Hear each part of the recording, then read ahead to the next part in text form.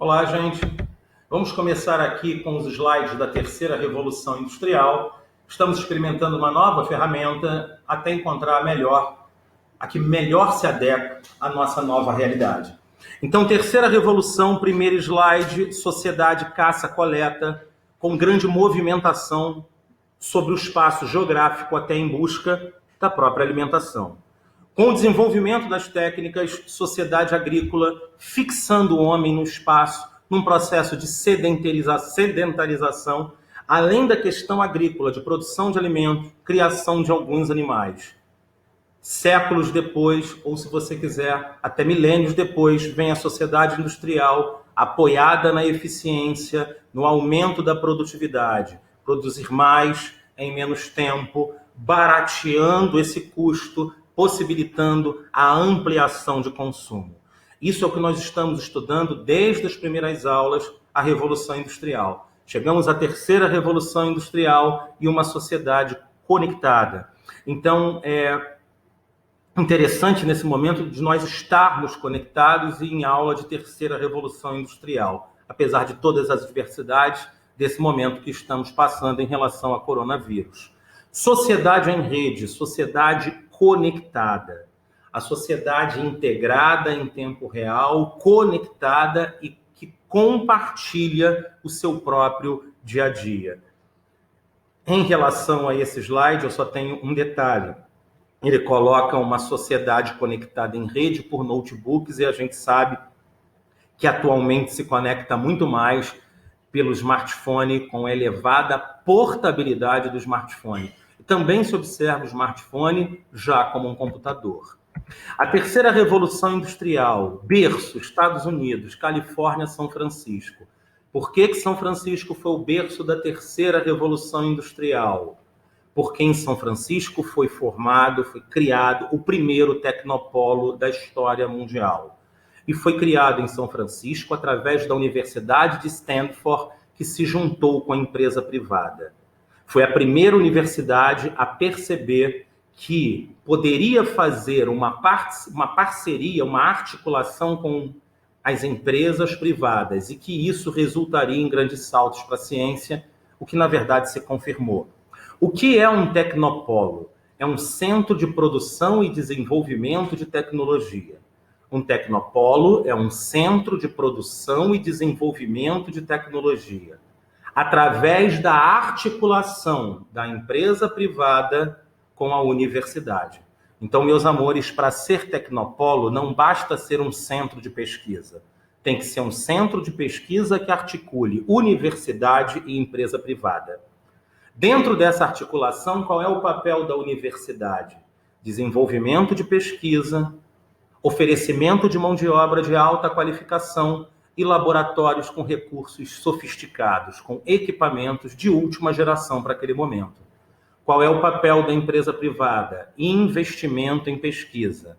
Márcio, a empresa privada investe em qualquer tipo de pesquisa? Não. Num tecnopolo, a empresa privada investe naquelas pesquisas nas quais o resultado são voltados para a própria empresa, para o próprio processo produtivo da empresa. Então, a Nestlé, se ela tiver que investir em algum centro de pesquisa universitário que se constitua num tecnopolo, a Nestlé está preocupada com o setor alimentício.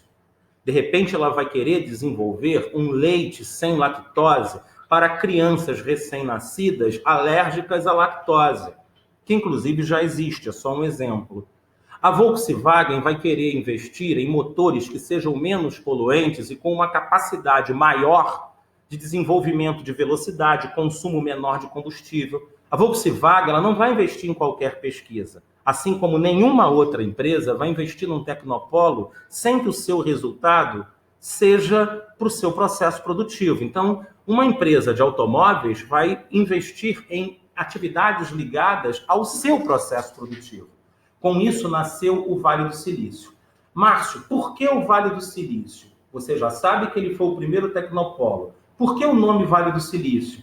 Porque foi no tecnopolo, em São Francisco, que se criou o microchip, que vai ser o grande símbolo da terceira revolução industrial. Meus amores, o microchip é o que possibilitou a criação da microinformática. E a matéria-prima desse microchip é a sílica, uma matéria-prima abundante que se encontra em toda a crosta terrestre. Então, o valor do microchip não é por sua matéria-prima, tendo em vista que é muito abundante, mas sim em consequência do conhecimento que foi inclinado, verticalizado para a criação do microchip. Galera, nessa base tecnológica, qual a tecnologia símbolo da terceira? É a microinformática. Assim como a indústria têxtil é o grande símbolo da indústria têxtil. Um momento.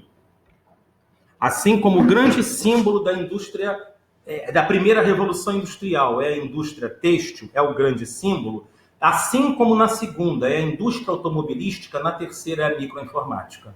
Márcio, qual a importância da microinformática? Processamento de informação.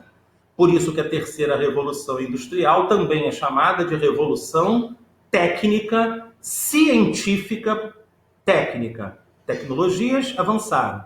Científica, a partir do Tecnopolo em associação à universidade. Informacional, ou seja, a base da terceira revolução industrial é a informação, o processamento dessa informação. O maior símbolo de um processador de informação é a microinformática. Por isso que ela é tecnologia, como se fosse uma coluna vertebral para todas as outras. Márcio, a primeira revolução é chamada de quê? Revolução técnica. A segunda, revolução técnica científica. A primeira, revolução técnica. A segunda, técnica científica. A terceira, revolução técnica científica informacional. Telecomunicação, Márcio, o que é? Comunicação via satélite, integração planetária em tempo real. Claro que para um engenheiro de telecomunicação, a telecomunicação é muito mais do que eu estou explicando, mas para a gente, a comunicação via satélite, a forma de condução dos automóveis por GPS, tudo isso vem a partir da telecomunicação. O planeta passa a se comunicar em escala planetária e em tempo real. Internet é a telemática. Quando você associa o microcomputador ao satélite, resultando em globalização financeira. O que é globalização financeira? A integração das bolsas de valores via internet. A globalização econômica, quando você comercializa produtos agrícolas entre países, entre empresas, produtos industriais. Claro que esses produtos serão transportados pelas diferentes modalidades de transporte. Podem ser transportados de trem, barco, mas a comunicação dessa compra ela vai ser feita internet. Assim como a própria globalização cultural. A globalização cultural ela possibilita o nosso conhecimento sobre diferentes culturas. No cenário atual, a gente pode conhecer culturas particularizadas, inclusive culturas chamadas de culturas de gueto. Agora, em se tratando de globalização cultural, exige a hegemonia da cultura americana. Márcio, se você fala que existe a hegemonia, predomínio da cultura americana, você tem que argumentar. Sim, exato. Primeiro argumento, o inglês é a língua da globalização, considerada inclusive como língua franca do processo de globalização. Então, seja o processo de integração científica, integração econômica, integração financeira, a gente percebe que a língua a ser falada pela ciência, pela tecnologia, pelo mercado financeiro é o inglês. Por isso que depois da língua materna, que é a chamada primeira língua, a segunda língua mais falada quando as pessoas têm essa formação é o inglês. O inglês é a língua da própria internet, a começar pelo nome, internet. Poucas são as pessoas que falam de rede de computadores, né, gente? Continuando, mecatrônica, braços mecânicos, robótica. A mecatrônica, esses robôs são importantíssimos para o processo produtivo. Márcio, por quê? Por que as empresas olham para os robôs, para a mecatrônica como vantagem? A mecatrônica aumenta a produtividade. Isso tem que anotar. A mecatrônica, ela produz mais, os braços mecânicos dos robôs, eles produzem mais em menos tempo e com menos trabalhadores. Meus amores, só nisso vocês já estão vendo as vantagens da mecatrônica para uma empresa. Ela aumenta a produtividade, produz mais em menos tempo, utilizando menos trabalhadores. Sabe qual vai ser a próxima vantagem? A diminuição de trabalhadores o do número de trabalhadores numa empresa. Então a empresa ela passa a funcionar, algumas indústrias, como a própria Volkswagen, que já teve 10 mil funcionários há 50 anos atrás, hoje tem unidades da Volkswagen que tem 400 funcionários. Ela diminui o número de funcionários públicos, claro que ela vai lucrar mais, porque ela também vai diminuir os encargos trabalhistas. O que são encargos trabalhistas? Salário, hora extra, férias. Também diminui o risco de indenização por acidente. Um braço mecânico de um robô, ele não vai receber indenização caso ele quebre, ao contrário de um operário. E o último grande elemento favorável para as grandes indústrias. Então, vou repetir. Aumento da produtividade, redução dos encargos trabalhistas e a última grande vantagem da robótica. Reduz a pressão dos sindicatos sobre os empresários e sobre as empresas. Uma Volkswagen com 10 mil funcionários na década de 70 sofria uma pressão sindical muito maior do que ela sofre hoje com apenas 400 funcionários em Resende. Por isso que as empresas investem tanto em mecatrônica. Márcio, robô é algo de baixo custo para robotizar uma empresa? Não, alto custo. Por isso que as grandes empresas são mais robotizadas. O custo é alto, mas compensa muito frente a todas as vantagens que eu já falei e repeti algumas vezes. Automatização, sistema integrado de máquinas. São máquinas integradas que realizam diferentes etapas produtivas, dispensando a ação humana. O homem vira um controlador de máquinas. Tanto a mecatrônica quanto a automatização diminuem muito o número de empregos nas empresas, ou nas indústrias, se você preferir, elevando o chamado desemprego estrutural. Márcio, o que é desemprego estrutural? Quando você diminui a quantidade de empregos, os empregos deixam de existir. Funções trabalhistas desaparecem em consequência do avanço tecnológico. Então, gente, a mecatrônica associada à automatização e à própria microinformática, a microinformática, mecatrônica e automatização. Pode escrever que eu sei que vocês estão escrevendo. A microinformática, a automatização e a mecatrônica eliminaram muitos postos de trabalho, aumentando o chamado desemprego estrutural. Química fina, desenvolvimento de novos materiais. A química fina é o setor da química de desenvolvimento e inovação de novos materiais. É tão importante que a própria engenharia estabeleceu um tipo específico de engenharia chamada engenharia de materiais. Em se tratando de química fina, vamos a alguns exemplos de materiais desenvolvidos. Há 50, 60 anos atrás, os polímeros, os plásticos. São diferentes tipos de plásticos que foram desenvolvidos pela química fina. Depois a gente pode pensar em cabo de fibra ótica.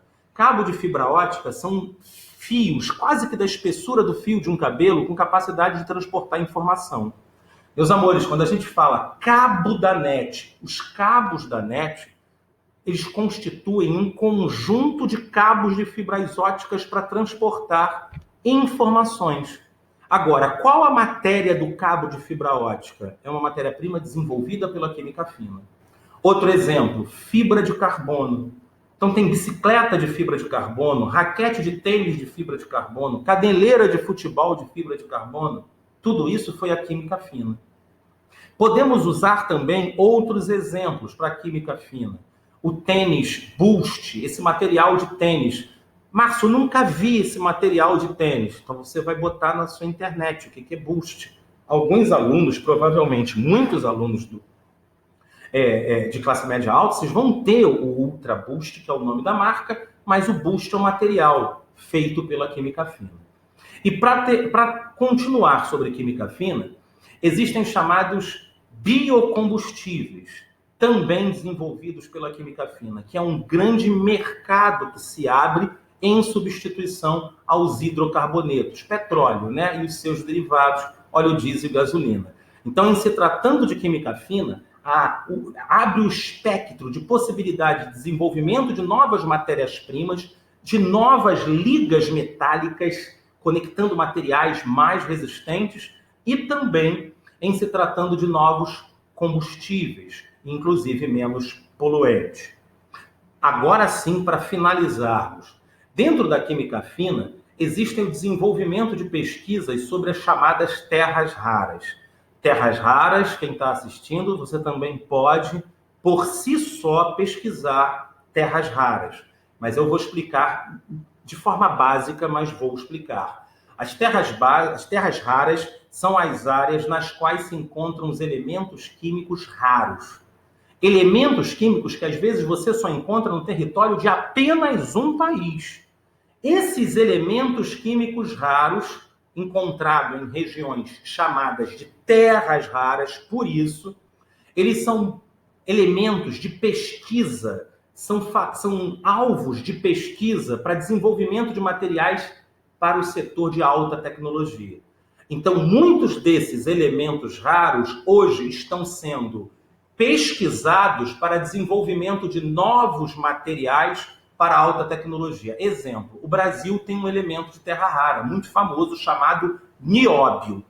O nióbio, ele suporta temperaturas elevadas e muita pressão. Por isso que ele serve para fazer uma liga metálica em satélites. Por isso que ele serve para ser utilizado em gasoduto. Gasodutos são dutos, um tubo no outro. Essa liga metálica é claramente feita com uma liga que seja muito resistente. Também usa nióbio. Agora, o país com os maiores estoques de terra rara no planeta Terra, nós temos a China. Márcio, por quê? Configuração geológica. Ela deu sorte, gente, não tem uma explicação.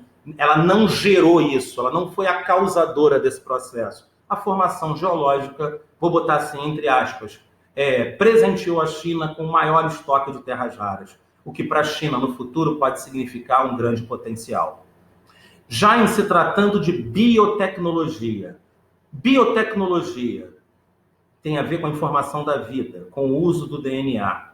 Márcio, usos da biotecnologia. Meus amores, a biotecnologia tem dois grandes ramos. Biotecnologia animal, que vai mexer com processos de reprodução de animais, e claramente de animais voltados à alimentação, seja bovino, equino, frangos, peixes. E também existe a biotecnologia vegetal, que vai trabalhar sobre espécies da flora. Espécies da flora que podem pertencer à agricultura ou até espécies da flora que podem pertencer aos usos da indústria farmacêutica. São espécies de planta que vão servir para a produção de remédio. Primeiro uso da biotecnologia, tratamento de doenças. Então, em se tratando de medicina, é um grande campo a partir do conhecimento biotecnológico. Uso de células-tronco, mapeamento do genoma. Outro uso da biotecnologia, indústria farmacêutica, produção de medicamentos. Então, você imagina que eles podem manipular determinadas plantas para aumentar o princípio ativo químico de determinadas plantas, que podem ser favoráveis. Esse princípio ativo químico pode ser favorável tanto para a produção de um medicamento quanto de um cosmético. Agora, o principal uso de transgênicos para a gente, o principal uso da biotecnologia para nós da geografia, sem dúvida, meus amores, é o uso das sementes transgênicas, dos organismos geneticamente modificados ou modificados geneticamente. Então, em se tratando de sementes transgênicas, é a parte mais importante para a geografia. Vamos lá, calmamente. Existem 3 tipos de semente. A semente comum, pode falar, a semente comum é aquela, pode escrever, na verdade, é aquela que a própria natureza oferece. É a semente comum. A semente comum, ela é muito frágil, por isso que o nível de perdas dela, ela não germina. De cada 100 sementes comuns que você lança, ela tem um elevado grau de perda. Cerca de 50% apenas vai germinar, de 50% a 60%. Então, uma semente comum, ela é natural, oferecida pela natureza, não tem jeito, tem que ser redundante, e o nível de produtividade dela, numa mentalidade comercial, é baixa, é de 50%. Para cada 100 sementes, 50 vão germinar. Existem um outro tipo de sementes que são as sementes selecionadas, ou seja, você planta a semente comum, Depois você vai selecionando as melhores espécies, ou seja, as mais resistentes e as de maior valor para o mercado. Quando você começa a separar, vou pegar em pés de milho, você plantou milho, você começa a separar as melhores espigas de milho para fazer delas os grãozinhos de próximas sementes. Mas qual espiga você vai escolher? Não a espiga mais feia, mais frágil, mais deformada. Você vai escolher a melhor espiga. Então a seleção genética vai tornando aquelas sementes mais resistentes e de maior valor ao mercado. A semente selecionada, ela continua sendo chamada de natural. Agora vamos à semente transgênica. Ela não é natural. A semente comum é natural, a semente selecionada é natural. A semente transgênica, artificial, ela foi desenvolvida em um laboratório. E por ter sido desenvolvida em um laboratório, por isso que ela apresenta, meus amores, tantas vantagens. Primeira vantagem, grande resistência. Ela é muito resistente às variações ambientais. Se ela é muito resistente às variações de clima, de mudanças meteorológicas, Márcio, por que isso é mágica? Não, ela já foi desenvolvida para resistir àquelas variações daquela região que ela foi desenvolvida. É algo completamente planejado, por isso que ela se torna resistente. E ao ser mais resistente, seu grau de germinação é maior. Então a primeira grande vantagem da semente transgênica, maior grau de germinação, aumento da produtividade. Se aumentou a produtividade numa lógica mercadológica, maior lucro. Outra vantagem da semente transgênica, você pode enriquecer aquele alimento com um determinado nutriente. Então você pode acrescentar, intensificar nutrientes em determinados alimentos. Olha que potencial mercadológico. Eu estou defendendo, então eu estou falando as vantagens como se eu também fosse um completo defensor, porque é importante nesse momento fazer isso. Então a semente transgênica, produtividade, maior lucro para o produtor. Semente transgênica, o mercado vai aceitar, porque eu posso acrescentar nutrientes a um determinado alimento. E um detalhe, eu posso retirar um elemento desse alimento. Então aqui tem um alimento, é meu Nelsoro. Imagina um alimento. Essa tampinha gera alergia às pessoas. Eu posso produzir agora esse alimento sem essa tampinha, sem o elemento alergogênico. Galera, respire e pensa. Imagina um alimento que pode ser mais nutritivo e também imagina um alimento sem os fatores alergogênicos a uma grande fatia da população. Ponto. Continuando. Quem defende, agora o próximo tópico, redução dos usos dos agrotóxicos. Quem defende semente transgênico pode ter certeza que vai usar esse como primeiro. As sementes transgênicas, elas são resistentes às pragas. Então a população daquelas pragas não vai comer a semente transgênica. A princípio é isso. Então você usa, você diminui ou elimina a quantidade de agrotóxicos, de praguicida. Márcio, o que é praguicida? Para matar as pragas. E esses praguicidas, meus amores, sobre esses praguicidas, existem trabalhos conclusivos, que alguns praguicidas são cancerígenos. Por isso que quem defende transgênicos usa esse argumento de defesa, porque ele é muito forte. Porque temos trabalhos conclusivos a provar que vários agrotóxicos utilizados são altamente cancerígenos, envenenam os trabalhadores rurais, alguns chegam a morrer pelo nível de manipulação sem os equipamentos, um nível de manipulação de um agrotóxico de forma muito concentrada e ele morre por envenenamento. Ponto. Agora, transgênicos, desvantagens. Primeira, perda de biodiversidade. Márcio, por que perde a biodiversidade? Você está jogando na natureza, no meio ambiente, uma semente artificial, criada em laboratório. Só que uma semente muito eficiente. As sementes naturais tendem ao desaparecimento, perda de biodiversidade. Então, se você expandir ainda mais o cultivo de milho transgênico, algumas sementes naturais tenderão ao desaparecimento. Isso é uma perda de biodiversidade. Poluição genética. O que é poluição? Poluição é quando você altera a composição natural de um ambiente. Existe um rio. A água daquele rio tem uma composição. Quando você altera a composição da água daquele rio, você está poluindo. Quando você altera a composição do ar de uma determinada região, você está gerando poluição atmosférica. Poluição genética, você está lançando na natureza, no meio ambiente, DNAs criados em laboratório. Você está alterando o padrão natural biogenético daquela região. O banco biogenético, o banco de DNAs vai ser alterado. Por isso que o termo pode ser poluição genética. Outra desvantagem, o desenvolvimento de pragas super resistentes. Márcio, você não falou que a semente transgênica é resistente à praga, mas aí é aula de biologia, tá? A população de gafanhotos não vai comer o milho transgênico, mas alguns indivíduos vão comer, e esses indivíduos vão se reproduzir, criando gerações capazes de se alimentar daquele milho transgênico. Isso é o que a gente chama de superpragas. Essas superpragas, como é que pode solucionar o problema das superpragas?